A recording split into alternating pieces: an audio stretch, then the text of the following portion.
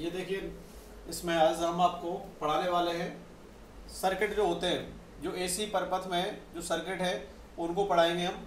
तो देखिए ये हेडिंग है यहाँ पर, विभिन्न प्रकार के प्रत्यावर्ती धारा परपथों में प्रत्यावर्ती बोल्टता तथा प्रत्यावर्ती धारा के मध्य कला संबंध तथा फेजर आरेख। ठीक है, दोबारा पढ़ देता हूँ मैं इस हेडिंग को और ये पढ़ाएंगे आगे, इसके टॉपिक्स चलेंगे। विभिन्न प्रकार के प्रत्यावर्ती धारा परपथों में प्रत्यावर्ती बोल्टता तथा प्रत्यावर्ती धारा के मध्य कला संबंध तथा फेजर आरेख, ये टॉपिक है। अब हमारे जो विद्युत परपथ होते हैं, ठीक है ना, एसी परपथ में हम क्या क्या जोड़ सकते हैं। तो सबसे पहला है आर को प्रतिरोध बोला जाता है, ठीक है। दूसरा एल है, इसको प्रेरकत्व कहते हैं। जो चैप्टर नंबर लास्ट में जो 9वां चैप्टर है उसमें आएगा, प्रतिरोध जुड़ा हो विद्युत परपथ में, प्रेरकत्व जुड़ा हो, ठीक है, या संधारित्र सी जुड़ा हो, ठीक है, तो ये बन जाएगा। एक इन दोनों को मिला करके बनेगा आर एल, ये दो जुड़े हों विद्युत परपथ में तब क्या होगा, कॉमा एल सी और आर ये तीनों जुड़े हों तब क्या होगा, ठीक है। 1 2 3 4 और 5, ये 5 हो गए, एक होगा एल सी सर्किट, ठीक है। अगर ये खाली आर जुड़ा हो तब प्रत्यावर्ती धारा परपथ क्या होगा और उसका फेजर आरेख क्या है, ठीक है ना। और ये सब चीजें हम निकालेंगे और ग्राफ निकालेंगे। ये प्रेरकत्व जुड़ा हो तब क्या होगा, संधारित्र सी जुड़ा हो तब क्या होगा, और आर और एल है, प्रतिरोध और प्रेरकत्व जुड़े हो तो क्या होगा, और तीनों जुड़े हो एल सी आर, ठीक है ना। प्रेरकत्व, संधारित्र और प्रतिरोध तीनों जुड़े हो तब क्या होगा, और एल सी इसको अनुनादी परपथ भी बोला जाता है। अनुनाद हम बताएंगे 11th क्लास में टॉपिक अनुनाद। तो एलसी परपथ यहाँ पर जुड़ा है। पहले इन टॉपिक्स के बारे में हम चर्चा करेंगे। तो सबसे ये एक टॉपिक है, ये एक टॉपिक है, ठीक है, ये सी एक टॉपिक है, आर एल भी टॉपिक है, और एल सी आर है, और एल सी। तो कितने टॉपिक हो गए ये, यहाँ से देखिए 6 टॉपिक, ठीक है ना।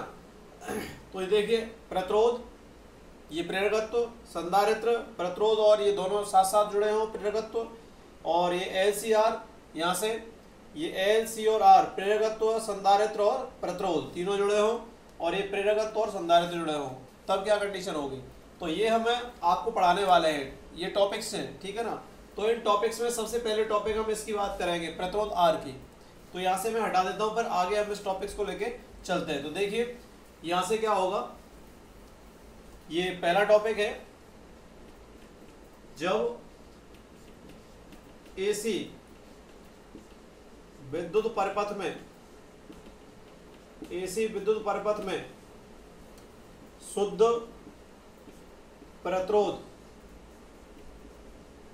प्रतिरोध कैपिटल आर, या कह सकते हैं प्रतिरोधकीय परपथ, इसका दूसरा नाम ले सकते हैं प्रतिरोधकीय परपथ लगा हो या जुड़ा हो, ये है इसका पहला हेडिंग यहाँ से। तो हमने लिखा जब एसी विद्युत परपथ में प्रत्यावर्ती धारा विद्युत परपथ में शुद्ध प्रतिरोध कैपिटल आर स्लैश करके लिखा मैंने यहाँ पर प्रतिरोधकीय परपथ लगा हो तब क्या होगा। तो देखिए यहाँ से प्रतिरोध का चिन्ह लेंगे हम, यहाँ से ये प्रतिरोध है, ये प्रतिरोध लगा है, ये प्रतिरोध का चिन्ह है रेजिस्टेंस का, जो आपने 10th क्लास में बेटा पढ़ रखा है आपने। तो प्रतिरोध आर हो गया, ठीक है ना। इससे यहाँ पर प्रत्यावर्ती बोल्टता जोड़ दीजिए, तो प्रत्यावर्ती बोल्टता यहाँ पर इस तरीके से प्रत्यावर्ती बोल्टता हो जाएगी, ऐसे ये सिंबल है प्रत्यावर्ती बोल्टता का। तो यहाँ पर हम लिख सकते हैं V बराबर BM और साइन ओमेगा टी, V बराबर BM साइन ओमेगा टी, ये होगा, ठीक है, इसको लिखेंगे। और ये प्रतिरोध है, इससे इसके साथ में क्या जुड़ा है, ये एसी बोल्टता लगी हुई है। तो B बराबर BM साइन ओमेगा टी, पीछे में भी इक्वेशन आपको बता चुका हूँ। और इसका जो सिंबल है वो एसी स्रोत का सिंबल इस तरीके से है, ये जो स्रोत है वो एसी स्रोत कहलाता है, ठीक है। और यहाँ से इसको हम BR लेंगे, ठीक है। इसके प्रतिरोध के सिरों पर जो उत्पन्न वोल्टता है, ये और ये सिरा है, तो ये प्रतिरोध के सिरों पर जो उत्पन्न वोल्टता है उसको क्या लिखा जाएगा, VR लिखा जाएगा, ठीक है ना। तो R VR हो गया ये, और यहाँ पर B बराबर BM साइन ओमेगा टी इसको लिख दिया। अब हम इसकी थ्योरी लेकर के चलते हैं, ठीक है। तो हम लिखेंगे, देखिए चित्र में एक एसी वोल्टता V बराबर Vm और साइन ओमेगा टी। मैं लिखा चित्र में एक AC वोल्टता V बराबर Vm साइन ओमेगा टी से, ये V बराबर Vm साइन ओमेगा टी ये AC वोल्टता है, ये इससे क्या जुड़ा हुआ है, प्रतिरोध R से शुद्ध प्रतिरोध कैपिटल R जुड़ा है। तो ठीक है, जुड़ा है तो इसको हम आगे लिखेंगे, देखिए कैसे। प्रतिरोध में प्रवाहित धारा का मान यहां से लिखेंगे ज्ञात करने के लिए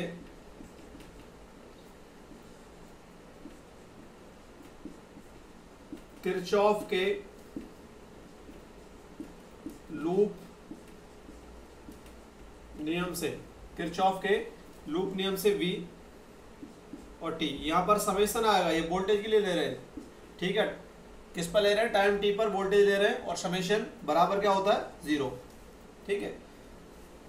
या हम कह सकते हैं V माइनस वी आर बराबर क्या होता है, 0, ऐसे लिखते हैं इसको, या इसको ऐसे लिख दें, ठीक है। तो ये फर्स्ट यूनिट में है ये चीज, तो V माइनस वी आर बराबर 0, तो यहां से वी आर बराबर क्या हो जाएगा, V, और देखिए ये ओम नियम है, वी आर ओम नियम, मैं दोबारा रिपीट कर दूंगा इसको, ओम नियम होता है V बराबर आई आर, ठीक है। और V बराबर ये दे रखा है, देखिए यहां से, तो ये इसको लगा दीजिए, तो यहां से क्या हो गया, यहां पर हो जाएगा आई आर बराबर क्या हो जाएगा, Vm साइन ओमेगा टी, यहां से ये बना। तो दोबारा एक बार मैं रिपीट कर देता हूं कि देखिए ये क्या है, प्रतिरोध है, ये प्रतिरोध का सिंबल है, और इसके साथ में किससे जुड़ा हुआ है, ये AC वोल्टता स्रोत है, V बराबर Vm साइन ओमेगा टी से प्रतिरोध R जुड़ा हुआ है, ठीक है। यहाँ से V बराबर Vm साइन ओमेगा टी से प्रतिरोध R जुड़ा है। प्रतिरोध के सिरों पर जो उत्पन्न वोल्टता है उसको क्या लिखेंगे, VR, ठीक है। ये प्रतिरोध के सिरों पर उत्पन्न वोल्टता VR। अब मैंने यहाँ लिखा चित्र में एक AC वोल्टता V बराबर Vm साइन ओमेगा टी से शुद्ध प्रतिरोध कैपिटल R जुड़ा है। तो प्रतिरोध में प्रवाहित धारा का मान ज्ञात करने के लिए, प्रतिरोध में प्रवाहित धारा का मान ज्ञात करने के लिए किरचॉफ के लूप नियम से समेशन V और ब्रैकेट में T बराबर क्या हो गया, 0, ठीक है। वोल्टेज के लिए ले रहे हैं, वोल्टता समीकरण है, या V माइनस वी आर बराबर 0, तो वी आर बराबर क्या हो गया, V, चूंकि वी आर ओम नियम से बराबर क्या हो गया, आई आर, ठीक है। तो आई आर इस जगह लगा दिया मैंने, आई आर, ओम का नियम होता है V बराबर आई आर, ठीक है। और V बराबर क्या है यहाँ पर, Vm साइन ओमेगा टी, तो आई आर बराबर क्या हो गया, Vm साइन ओमेगा टी। इसको ऊपर ले लेते हैं बेटा थोड़ा, है ना। तो आगे देखते हैं क्या समीकरण बनता है अपने पास यहाँ से। तो देखिए यहाँ इसको ऊपर लिख देते हैं, तो आई आर बराबर क्या है, Vm और ये साइन ओमेगा टी, ये आ रहा है निकल करके। अब इसको यहाँ से यहाँ रिप्लेस कर दीजिए, तो यहाँ से क्या हो जाएगा, ये आई बराबर Vm अपॉन R और ये हो गया साइन ओमेगा टी, ये बना, ठीक है ना। अब देखिए चूंकि Vm अपॉन R ये वोल्टता का शिखर मान कहलाता है Vm, और प्रतिरोध से इसमें भाग लग रहा है, तो V अपॉन R क्या हो जाएगा, आई हो जाएगा यहाँ पर, लेकिन यहाँ पर m है, पीक वैल्यू है इसकी, शिखर मान है, तो यहाँ पर भी हम m लगा सकते हैं।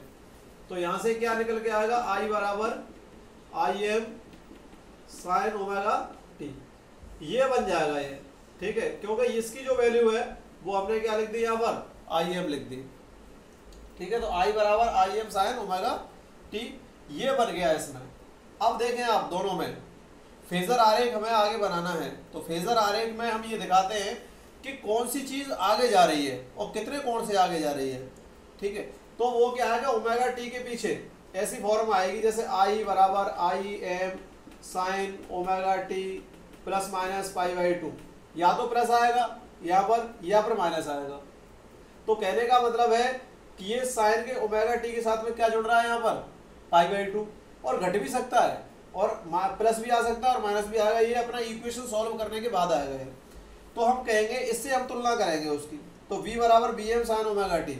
अगर यहाँ पर पाई बाई 2 जुड़ रहा है इसमें ओमेगा टी में, तो कौन आगे हो गया, धारा आगे हो गई, और पीछे कौन हो गया, वोल्टेज हो गया। कितने कोण से, पाई बाई 2 से। अगर प्लस आ रहा है तो, अगर यहाँ पर माइनस आ रहा है तो ये कोण में से, यहाँ से किसके में से घट रहा है, धारा के में से। तो आई बराबर I M sine omega T minus pi by 2। तो धारा जो है कितने कोण से पीछे हो जाएगी, पाई बाई 2 कोण से। किसकी तुलना में, बी बराबर B M sine omega T की तुलना में। तो इस वोल्टेज की तुलना में धारा पाई बाई 2 कोण से क्या हो गई, पीछे। अगर माइनस आता है तो, और प्लस आ रहा है तो धारा आगे हो जाएगी और वोल्टता पीछे हो जाएगी। लेकिन यहाँ पर देखिए आई बराबर I M sine omega T और बी बराबर B M sine omega T, दोनों जो इक्वेशन है बिल्कुल सेम आ रहे हैं। ना तो इसमें कोई पाई बाई 2 जुड़ रहा है और ना इसमें कोई पाई बाई 2 जुड़ रहा है, ना यहाँ पाई बाई 2 घट रहा है, ना यहाँ पाई बाई 2 घट रहा है। दोनों इक्वेशन की तुलना देखें, बी बराबर B M sine omega T और आई बराबर I M sine omega T, दोनों के साथ दोनों इक्वेशन ये सेम आ रही है। तो ये दोनों इक्वेशन जब सेम आ रही हैं तो ये दोनों किस कला में होंगे, समान कला में होंगे। किस कला में होंगे, ये समान कला में। अगर यहाँ पर जुड़ रहा होता या घट रहा होता तो ये अलग कला होती है, इनकी कला कहलाती है। पीछे ओमेगा टी के साथ में कोई भी अगर एंगल जुड़ता है, पाई बाई 2 एंगल जुड़ा आएगा। जैसे नेक्स्ट हम पढ़ाएंगे एल पर्वत पढ़ाएंगे, जैसे हमने यहाँ पर आर पर्वत पढ़ाया कि आर जुड़ा हुआ है उसमें, अगर एल वाला पढ़ाएंगे तो वहाँ पर क्या आएगी वैल्यू, सी वाला पढ़ाएंगे तो पाई बाई 2 दो एक में जुड़ा हुआ आएगा और एक में घटा हुआ आएगा। तो वो आगे चल के आपको और एक्सप्लेन होगा, ठीक है ना। तो अब यहाँ से ये हमने प्रतिरोध के सिरों पर उत्पन्न वोल्टता बी आर ली है, ये एसी वोल्टता का स्रोत का चिन्ह है, बी बराबर B M sine omega T है। इसमें हमने शुद्ध प्रतिरोध जोड़ दिया है और प्रतिरोध में प्रवाहित होने वाली धारा का मान ज्ञात करने के लिए कौन सा नियम लिया है, किरचॉफ के लूप नियम से। फर्स्ट यूनिट है उसमें से किरचॉफ का वोल्टता नियम है वो लिया है। तो समेशन वी टी बराबर 0 या बी माइनस बी आर बराबर 0। तो वी आर बराबर क्या हो गया, 0। बी माइनस बी आर बराबर 0, तो बी आर बराबर वी आर ओम नियम से बराबर आई आर। तो यहाँ से आई आर बराबर V M sine omega T, ठीक है। अब इसको मैंने ऊपर यहाँ लिख लिया, आर को मैंने रिप्लेस करके इसके नीचे भेज दिया। तो आई बराबर B M upon R into sine omega T. तो बी एम अपॉन आर बराबर आई एम हो गया। तो आई बराबर I M sine omega T, I बराबर I M sine omega T plus pi by 2। ऐसा कोई फॉर्म नहीं आ रही है, ना प्लस में आ रही है ना माइनस में आ रही है। तो इसको हमने लिख दिया था वैसे ही समझाने के लिए, इसको हटा दिया हमने। अब इसकी तुलना और इसकी तुलना करेंगे हम। तो इन दोनों के बीच में साइन के बाद में ओमेगा टी यहाँ भी लग रहा है, साइन के बाद ओमेगा टी यहाँ भी लग रहा है। लेकिन यहाँ न पाई बाई 2 जुड़ रहा है, न यहाँ भी जुड़ रहा है, न यहाँ घट रहा है, न यहाँ घट रहा है। तो ये दोनों किस में होंगे, समान कला में। तो हम यहाँ पर कह सकते हैं कि प्रत्यावर्ती धारा एवं प्रत्यावर्ती वोल्टता दोनों समान कला में होते हैं। इन समीकरणों लिख सकते हैं यहाँ पर, इन समीकरणों की तुलना करने पर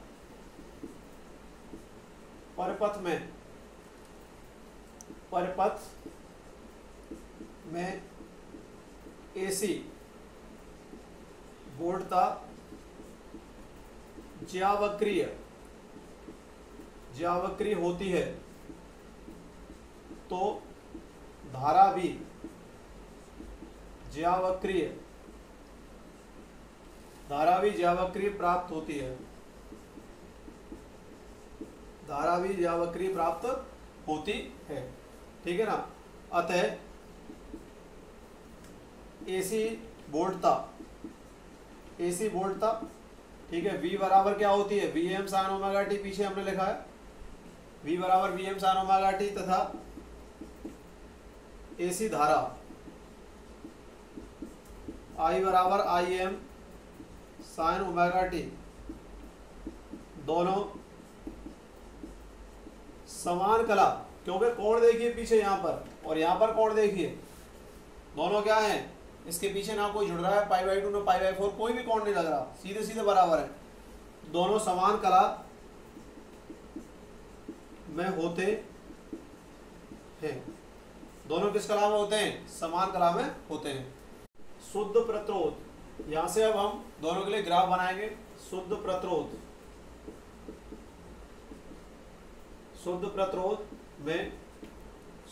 ही जुड़ा था अभी।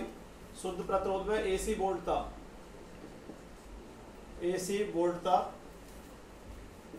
एवं एसी धारा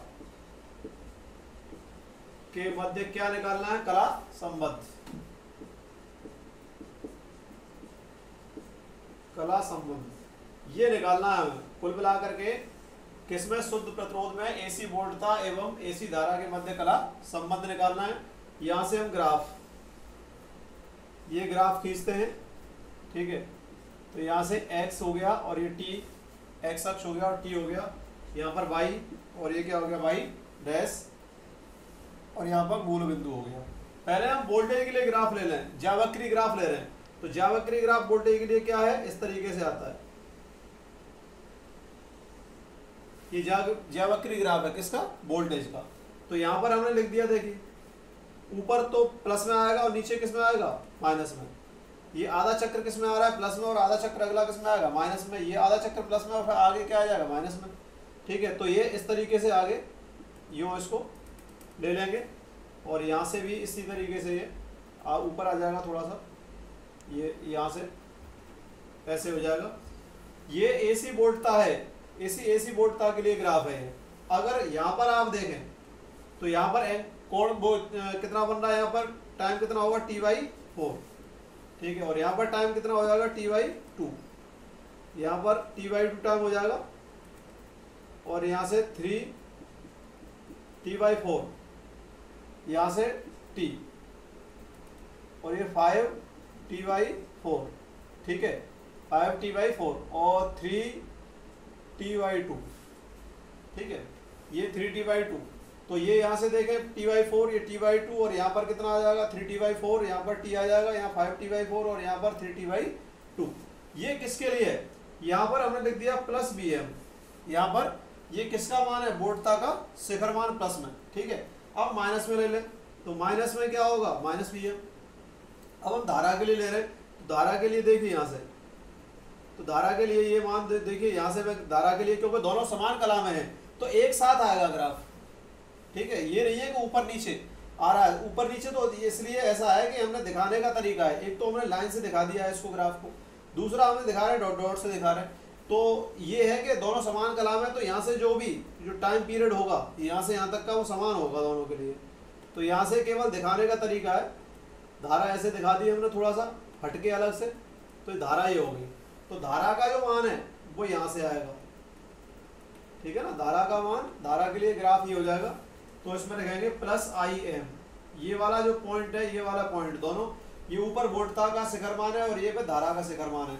और यहाँ पर भी देखिए, यहाँ से ये क्या हो जाएगा, माइनस IM, ये धारा का हो जाएगा और ये वोल्टता का शिखर मान हो जाएगा। इस तरीके से दोनों ये क्या है, समान कला में, क्योंकि हमने ऊपर लिया था I बराबर IM sin ωt, ये धारा थी, और वोल्टेज क्या निकाल, वोल्टेज क्या था हमारा, V बराबर VM sin ωt। तो दोनों में देखिए ये दोनों समान कला में है, क्योंकि यहाँ पर पीछे कोई भी एंगल नहीं आ रहा, इसलिए यहाँ से जो जैसे जैसे वोल्टता चलेगी उसके साथ साथ ही क्या चलेगा, करंट चलेगा, एसी करंट चलेगा, प्रवाहित होगा। यहाँ से विद्युत धारा प्रवाहित होगी, जैसे वोल्टता प्रवाहित होगी वैसे ही विद्युत धारा प्रवाहित होगी। तो ये क्या हो गया, कला संबंध ग्राफ हो गया इसका। अब हम दोनों को फेजर आरेख में दिखाएंगे कि फेजर आरेख में कौन आगे कौन पीछे। तो यहाँ पर कोई आगे और पीछे है ही नहीं, क्योंकि दोनों के पीछे कोई भी एंगल ना तो जुड़ा है ना ही घट रहा है। तो ये दोनों ωt आ रहा दोनों के बीच में, तो दोनों क्या होंगे, समान कला में होंगे। तो उसके लिए हम फेजर आरेख यहाँ पर बनाते हैं। ये अब नेक्स्ट है इसका फेजर आरेख। इस फेजर आरेख में हम कैसे दिखाएंगे, तो यहाँ पर हम देखिए एक ग्राफ लेते हैं, इस तरीके से ग्राफ टाइप में लेते हैं। तो यहाँ से हमने ले लिया x अक्ष इस पर ले लिया और y अक्ष इस पर ले लिया हमने, ठीक है ना। ये और ये इसका ये क्या हो गया, मूल बिंदु। अब ये दोनों जो है समान कला में है, तो यहाँ से इसका परिणामी मान लेंगे। ये परिणामी मान हो गया वोल्टता का, वोल्टता और धारा का परिणामी मान यहाँ पर क्या आ गया, ये वाला आ गया, ठीक है। अब यहाँ से एंगल कितना बन रहा है इसके साथ में, x अक्ष के साथ में कितना कोण बन रहा है, ωt। ये ऐसे भी पॉसिबल हो सकता है इस तरीके से, लेकिन इसको हम दिखाने का तरीका यहाँ पर लेंगे। और दोनों समान कला में है, तो यहाँ पर दिखा दीजिए आप एक तरीके से। यहाँ पीक वैल्यू किसकी हो जाएगी, करंट की पीक वैल्यू होगी इस पर IM, और ऊपर थोड़ी सी यहाँ पर, क्योंकि वोल्टता की हम अलग अलग डिफरेंट में दिखाते हैं, तो यहाँ पर BM हो जाएगा। तो धारा का जो शिखर मान है वो यहाँ पर दिखा दिया हमने, वोल्टता का शिखर मान कहाँ दिखा दिया, यहाँ दिखा दिया।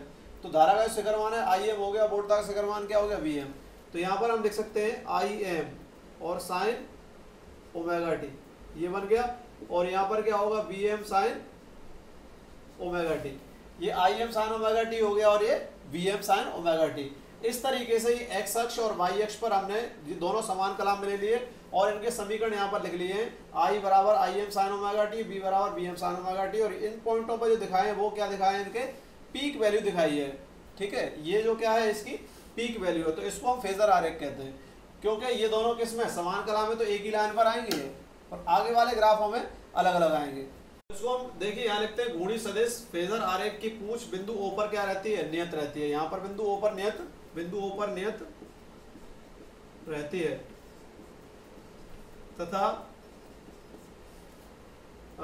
ये देखिए कोणीय ओमेगा टी है। ठीक है, ओमेगा टी को क्या लिख सकते हैं, थीटा भी होता है एंगल, क्योंकि देखिए यहाँ पर कोणीय विस्थापन थीटा बराबर होता है ओमेगा टी, ये कोणीय विस्थापन कहलाता है। ठीक है ना, हमने यहाँ लिखा तथा सिरा वृत्ताकार पथ पर नियत कोणीय वेग ओमेगा से गति करता है। नियत कोणीय वेग या इसको आवृत्ति भी कह सकते हैं, यहाँ पर कोणीय वेग या आवृत्ति ओमेगा से गति करता है। ठीक है, तो थीटा बराबर क्या होता है, ओमेगा टी होता है। मैंने लिखा घूर्णी सदिश फेजर आरेख की पूंछ बिंदु ओ पर, यहाँ पर घूर्णी सदिश है, ये घूर्णी सदिश कहलाता है। ठीक है, बिंदु ओ पर नियत रहती है तथा सिरा वृत्ताकार पथ पर नियत कोणीय वेग ओमेगा से गति करता है। इस तरीके से वृत्ताकार पथ पर, या आवृत्ति कह सकते हैं इसको, कोणीय आवृत्ति कहते हैं या कोणीय वेग कहते हैं। ठीक है, ओमेगा से गति करता है। देखिए यहाँ से क्या है, फेजर आरेख यहाँ लिख सकते हैं, फेजर आरेख से ज्ञात होता है कि क्या ज्ञात होता है कि प्रतिरोध कैपिटल आर के लिए वोल्टता फेजर वी तथा आई, वी और आई है, वी और आई दोनों कैसे हैं, समान कला में है, अतः या एक ही दिशा में है, अतः वोल्टता तथा धारा के मध्य कलांतर शून्य है। दोबारा मैं रिपीट कर देता हूं इसको। घूर्णी सदिश फेजर आरेख की पूंछ बिंदुओं पर रहती है, घूर्णी सदिश कहलाता है। फेजर आरेख को घूर्णी सदिश कहते हैं, पूरा नाम ये है इसका। बिंदु ओ पर नियत रहती है, यहाँ पर ओ पर नियत है तथा सिरा वृत्ताकार पथ पर नियत कोणीय वेग ओमेगा से घूमता है। इस नियत कोणीय वेग ओमेगा से घूमता है, या कोणीय वेग या कोणीय आवृत्ति ओमेगा से घूमता है। अब ये बात आ रही है कि इस फेजर आरेख से क्या हमें रिजल्ट मिलता है, कि फेजर आरेख से ज्ञात होता है कि प्रतिरोध आर के लिए वोल्टता फेजर V तथा I दोनों कैसे हैं, समान कला में या एक ही दिशा में है। जब समान कला में तो दोनों कैसे होंगे, एक ही दिशा में होंगे। अतः वोल्टता तथा धारा के मध्य कलांतर क्या है, शून्य है, तो दोनों के मध्य कलांतर क्या आ जाएगा, 0। अब हम प्रतिरोध आवृत्ति के लिए ग्राफ खींचेंगे, तो यहाँ पर प्रतिरोध और आवृत्ति के लिए ग्राफ आता है, उसको मैं यहाँ पर रिप्रेजेंट कर देता हूँ। ठीक है, तो देखिए कैसे होगा ये। प्रतिरोध कैपिटल आर तथा आवृत्ति को F से रिप्रेजेंट करते हैं, के मध्य ग्राफ। प्रतिरोध कैपिटल आर तथा आवृत्ति के मध्य ग्राफ। यहां से देखें, यहां से ये हो जाएगा F और यहां से क्या होगा, प्रतिरोध R। तो दोनों के लिए जो ग्राफ आएगा हमेशा बिल्कुल ऐसे रहता है। आवृत्ति के साथ प्रतिरोध नियत रहता है, तो इसके लिए जो ग्राफ आया वही आ गया। तो यहाँ पर हमने आवृत्ति ले ली, इसको आवृत्ति F से रिप्रेजेंट कर दिया, और यहाँ पर क्या हो गया, ये प्रतिरोध। तो दोनों के लिए जो ग्राफ आएगा वो हमेशा ऐसा रहेगा, नियत रहेगा। ठीक है।